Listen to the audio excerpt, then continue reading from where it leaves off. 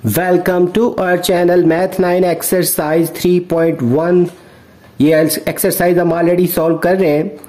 इसके क्वेश्चन 1 का जो पार्ट 3 है उसके लिए एक डायग्राम को 4 दफा ड्रॉ करना है। 4 दफा इसलिए कि हर पार्ट में 4 ऑपरेशन दिए हुए हैं, यानी एक डायग्राम पे 4 ऑपरेशंस को परफॉर्म करना है हर वैन डायग्राम पे। तो जो पार्ट 3 है इसमें जो फर्स्ट ऑपरेशन है, जैसे ए यूनियन, फिर ये ब्रैकेट कलर जो फंक्शन होता है इसको पहले परफॉर्म करना होता है, यानी बी इंटरसेक्शन सी। तो बी इंटरसेक्शन सी जो है यानी बी और सी का वो पोर्शन जो ओवरलैप हो रहा है। बी और सी का ये बी वाला सेट है, ये सी वाला।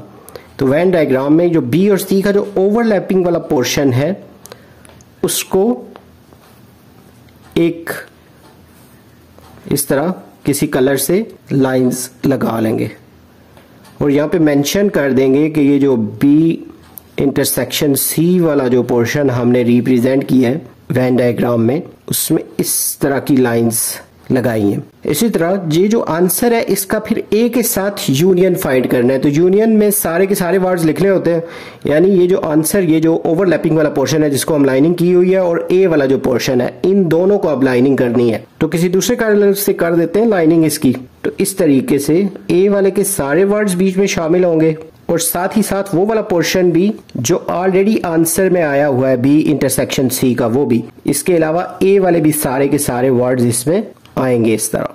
तो ये इसकी रिप्रेजेंटेशन है, लेकिन इसमें ये 2 टाइप की आ गई है लाइंस। तो इसका जब फुल आंसर लिखेंगे, कंप्लीट आंसर, वो इस तरह का है कि ए यूनियन फिर बी इंटरसेक्शन सी जो है इसको रिप्रेजेंट करेंगे। इस तरह का एक बॉक्स बना लें और इसके अंदर 2 पोर्शन बना लेते हैं। एक तो वो वाला जिसमें इस, यानी वो वाला सारा एरिया जिसमें इस तरह की लाइंस है, इस तरह की, ये वाली जो ग्रीन वाली लाइंस है, वो सारा पोर्शन, मतलब ये भी आंसर का हिस्सा है।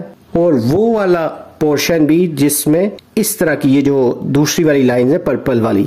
तो एक बॉक्स इस तरह का भी कर लेते हैं जिसमें इस तरह की लाइंस भी हों, इस तरह।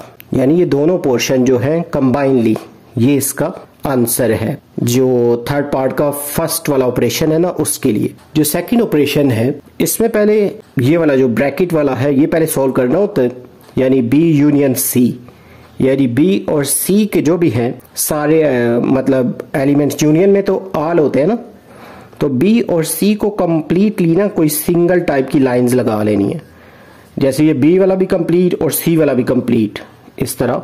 ये इस तरह बी की जो सारी है, सारा का सारा जो बी वाला भी सारा सेट और जो सी वाला भी सारा सेट है, उसमें एक टाइप की लाइंस लगा देनी है। तो इसको मेंशन कर देना है कि हमने जो बी यूनियन सी किया है उसमें हमने जो लाइंस लगाई हैं वो इस तरह की, इस तरह।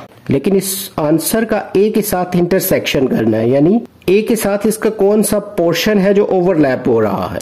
तो उसके लिए ए के साथ जो ओवरलैपिंग पोर्शन है इसका, वो ये वाला होगा आंसर का। मतलब ये वाला पोर्शन, यहां से ये भी सारा एरिया, ये जो ए वाला और इस आंसर का जो भी एरिया जो ओवरलैप हो रहा है। तो इसका जब कंप्लीट आंसर लिखेंगे, A intersection B union C, तो इसमें जो लाइंस मतलब लगाई है ना, वो इस तरह का एक बॉक्स बना लेंगे।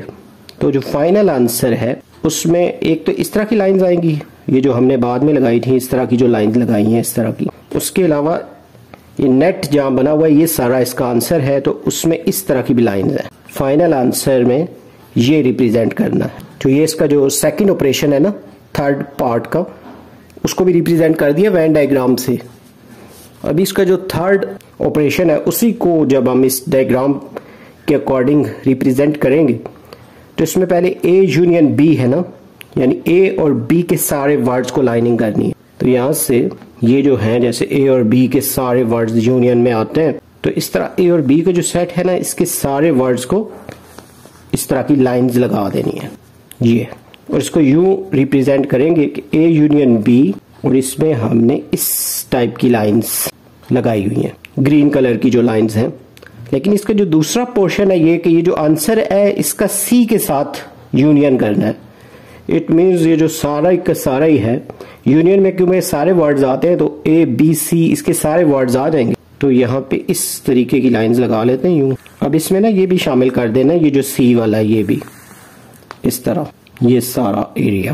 तो इसका जब टोटल जो आंसर है उसको जो रिप्रेजेंट किया है हमने, मतलब पहले ए यूनियन बी वाला और साथ में जो यूनियन सी वाला, इसके दो तरह के ये बनेंगे बॉक्स। ऐसे एक बॉक्स बना के उसके पेयर्स कर लेते हैं ना, दो पोर्शन बना लेते हैं उसके, यानी वो वाला सारा आंसर है जिसमें इस टाइप की जो वर्टिकल हमने लाइंस भी लगाई हुई हैं और उसका कुछ पोर्शन, यानी ये वाला ना जहाँ पे नेट सा डेवलप हुआ है, यानी ये भी शामिल है आंसर में।